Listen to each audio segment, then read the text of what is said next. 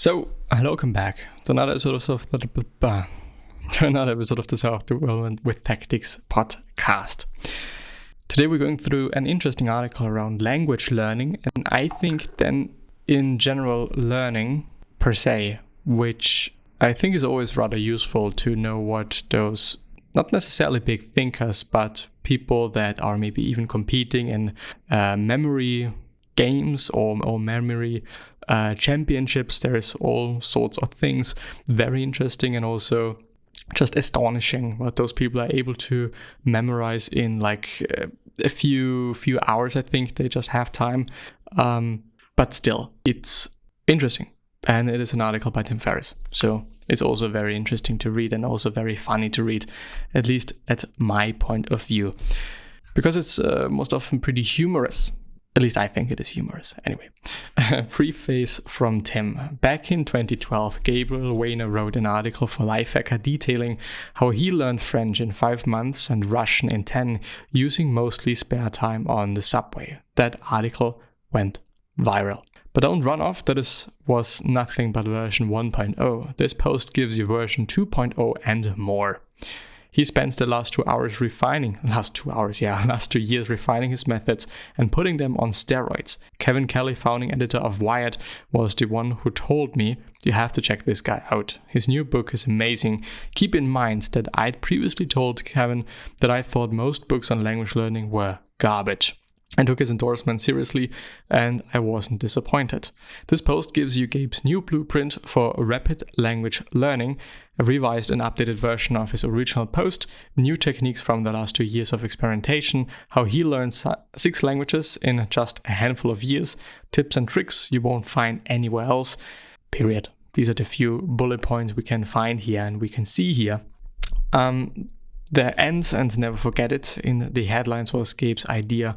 Read the article and let me know what you think. Is it possible? For one, hope is. And speaking as someone who studied 10 plus languages as an adult, I can tell you, you're much better at learning languages than you think.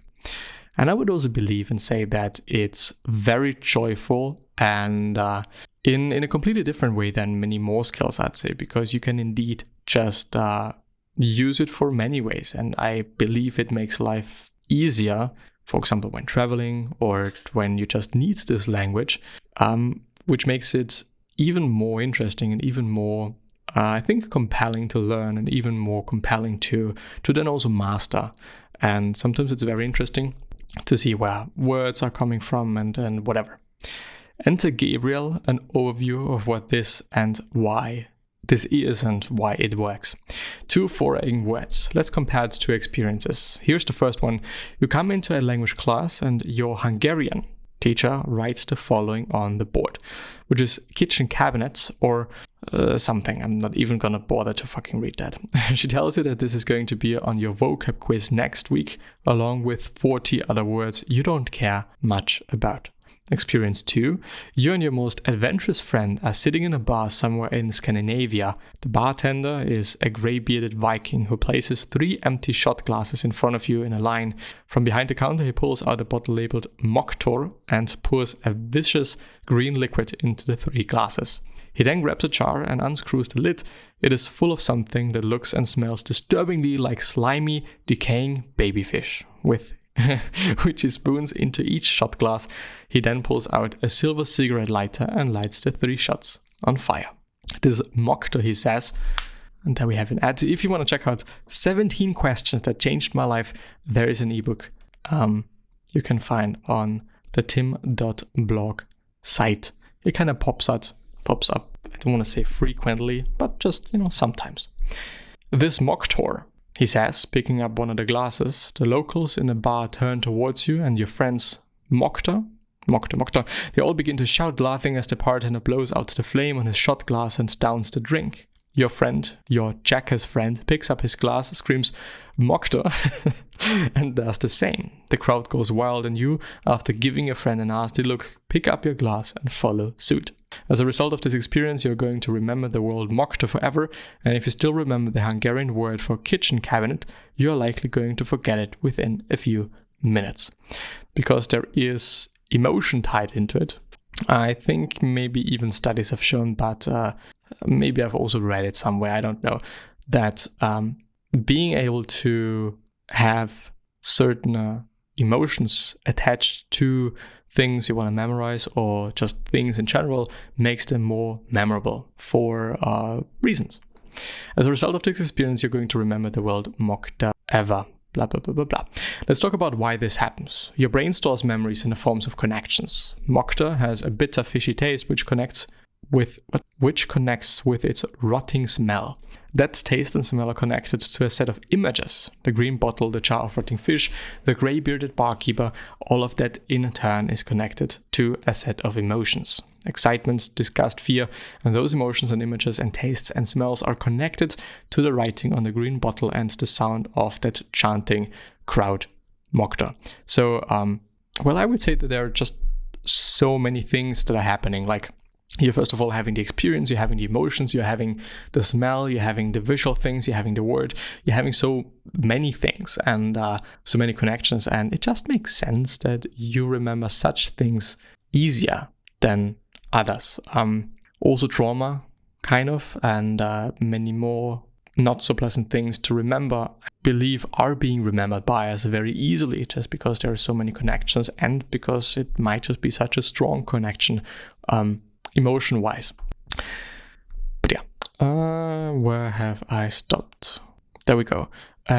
Connie Hassekreni, I think. In comparison, just doesn't stand a chance. In English, kitchen cabinet may evoke all sorts of multi-sensory memories over the course of your life.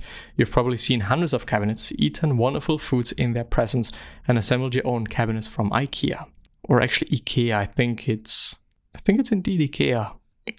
But and none of these things, you're not thinking about IKEA's weird metal bowls or bags of Doritos when you see the other word. You're just associating the sound of the Hungarian word, which you are not even sure how to pronounce, with the sound of the English word kitchen cabinet. With so few connections, you don't have much to hold on to, and your memory for the Hungarian word will fade rapidly. For a more in-depth discussion about memory and language learning, check out this video excerpt. In order to learn a language and retain it, you'll need to build Mokta-like connections into your words. The good news is that if you know what you're doing, you can do this methodically and rapidly, and you don't even need to travel to Scandinavia. Even though I think it's actually quite beautiful up there. Not been there yet. But I think I haven't. The components of memorable word. If we strip a word down to its bare essentials, a memorable word is composed of the following. Spelling, M-O-K-T-O-R, a sound, mo-tor or mok-tor, if you want to get fancy. A meaning, a vicious green ring served on fire with dead baby fish in it. And a personal connection, or ICK, ick, whatever. If you can assemble these 4 ingredients, you can build a long-lasting memory for a word. So that is exactly what we're going to do. In addition, we are going to use a spaced repetition system. This is a flashcard system that automatically quizzes you on each of your flashcards just before you forget what is on them. They are ridiculously efficient way to push data into your long-term memory, and you'll take advantage of that. Anki, for example, A-N-K-I, or Zettelkasten are such spaced repetition systems. It is quite cool to have a connection between Anki or certain plugins and Obsidian, which is a note-taking software, which is based on Markdown.